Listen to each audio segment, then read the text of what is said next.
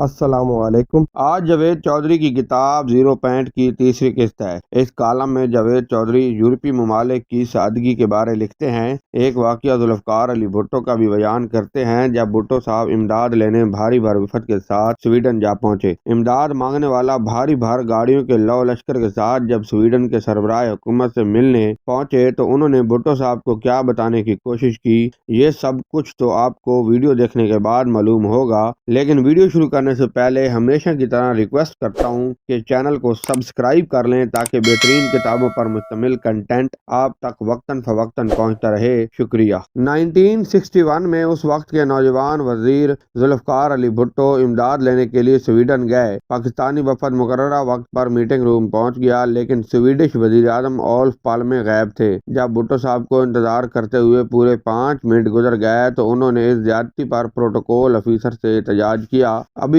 Officer کسی مناسب جواب کے لیے پرتول رہا تھا، دروازہ کھلا۔ اولف پالمے اس شان سے ہانپتے ہوئے اندر داخل ہوئے کہ ان کے بال بکھرے تھے، ٹائی ڈھیلی ہو کر لٹک رہی تھی اور ماتھے پر پسینے کے قطرے چمک رہے تھے۔ میزبان وزیر اعظم نے آتے ہی مہمانوں سے کہا، میں تاخیر سے آنے پر معذرت خواہ ہوں، میں نے دراصل اپنی بیوی کو کہیں ڈراپ کرنا تھا، اس ڈیوٹی سے فارغ ہو کر واپس پہنچا تو آپ لوگوں کی گاڑیوں کی وجہ سے پارکنگ میں جگہ نہ ملی، لہذا گاڑی 2 میل پیچھے کھڑی کر کے وہاں سے بھاگتا ہوا یہاں پہنچا، معافی۔ ملاقات کے بعد جب بھٹو صاحب ہوٹل واپس پہنچے تو انہوں نے وفد میں شامل ایک سینئر سفارتکار سے پوچھا، مسٹر بیگ، میرا خیال ہے اولف پالمے اس واقعے کے ذریعے ہمیں کچھ سمجھانا چاہتے تھے۔ منہ پھٹ سفارتکار نے فوراً جواب دیا، جی ہاں معزز وزیر، اولف پالمے یہ کہنا چاہتے تھے آپ لوگ 47 افراد کے وفد کے ساتھ جس ملک میں امداد لینے آئے ہیں اس کے وزیر اعظم کو تو پارکنگ میں جگہ نہیں ملتی۔ بھٹو نے سادگی سے پوچھا، ایسا کیوں ہوتا ہے؟ سفارتکار نے جواب دیا، سر اس لیے کہ یہ پاکستان نہیں سویڈن ہے۔ میرا خیال ہے کہ اگر ہم پاکستان کی بجائے سویڈن کے شہری ہوتے تو نواز شریف کے اس بیان کے وفد میں 120 نہیں صرف 51 افراد شامل تھے کے بعد بھی حکومت سے سینکڑوں سوال کر سکتے تھے۔ مثلاً ہم پوچھ سکتے تھے، جناب ان 51 افراد کے علاوہ جو 69 دانشور، بیوروکریٹ، سفارتکار اور صحافی وزیر اعظم کے پہنچنے سے پہلے ہی امریکہ میں خیمہ زن ہو چکے تھے، وہاں کس ملک کی خدمت کے لیے گئے تھے؟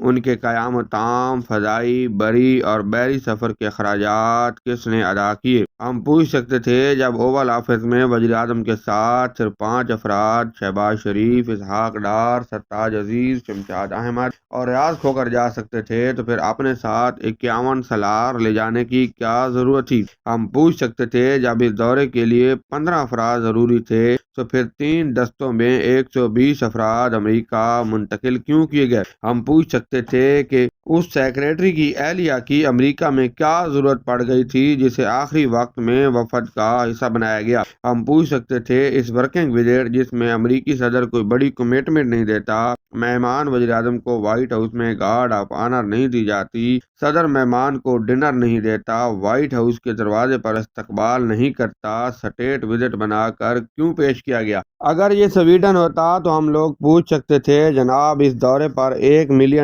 کی خطیر رقم کس کی اجازت سے خرچ کی گئی؟ پی آئی اے کا ایک طیارہ 10 روز تک امریکہ میں کھڑا کرنے کی کیا ضرورت تھی جس کے اب $2.5 کروڑ بطور لینڈنگ چارجنگ ادا کیے جائیں گے؟ $40 فی گھنٹہ پر 3 روز کے لیے 50 لیموزین کرائے پر کیوں لی گئیں؟ وفد کے ارکان نے معمولی سی تکلیف برداشت کر کے ان لیموزین پر خرچ ہونے والے 41,40,000 کیوں نہیں بچا لیے اور کرائے کے ہیلی کاپٹروں پر نیاگرا فال جانے کی کیا ضرورت تھی؟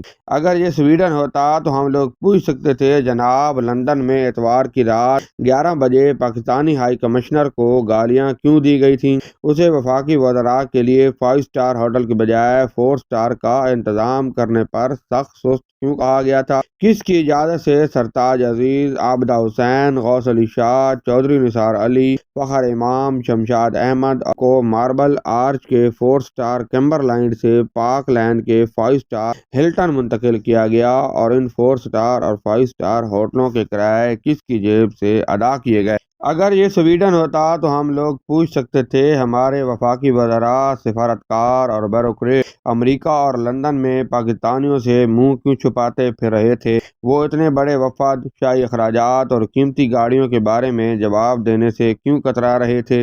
جب اسحاق ڈار نے لندن کی پریس کانفرنس میں چڑھ کر کیوں کہا تھا کہ پچھلی حکومت تو میراثیوں اور ڈانسروں کو بھی دورے میں شامل کر لیتی تھی؟ وفاقی وزیر خزانہ اس شخص پر کیوں چڑھ دوڑے تھے جس نے سینکڑوں افراد کی موجودگی میں کہہ دیا تھا آپ بھی تو اپنے ساتھ میراثی ہی لے کر آئے ہیں؟ اگر یہ سویڈن ہوتا تو یقیناً ہمارے وزیر اعظم کو بھی اپنی گاڑی 2 میل پیچھے کھڑی کرنا پڑتی، انہیں بھی وہاں سے بھاگ کر میٹنگ روم آنا پڑتا، انہیں بھی عام فلائٹوں میں اکانومی کلاسوں میں سفر کرنا پڑتا، انہیں بھی سفارت خانوں کی معمولی گاڑیوں پر وائٹ ہاؤس جانا پڑتا، انہیں بھی نیاگرا فال دیکھنے کے لیے ذاتی جیب سے ٹرینوں، ٹراموں اور ٹیکسیوں میں سفر کرنا پڑتا، انہیں بھی 10 روزہ دورے کے لیے 8 چھٹیاں لینا پڑتی۔ ہاں، اگر یہ سویڈن ہوتا تو آج دنیا ہمیں ایسی قوم نہ کہہ رہی ہوتی جو مانگے کی شراب بھی ہیرے جڑے پیالوں میں پیتی ہے۔ اگر یہ سویڈن ہوتا، کاش یہ سویڈن ہوتا۔ یہ تھی میری آج کی ویڈیو۔ اگر یہ ویڈیو آپ کو پسند آئی ہے تو ویڈیو کو لائک اور شیئر کریں، چینل کو سبسکرائب کریں۔ ملتے ہیں اگلی ویڈیو میں، تب تک کے لیے اللہ حافظ۔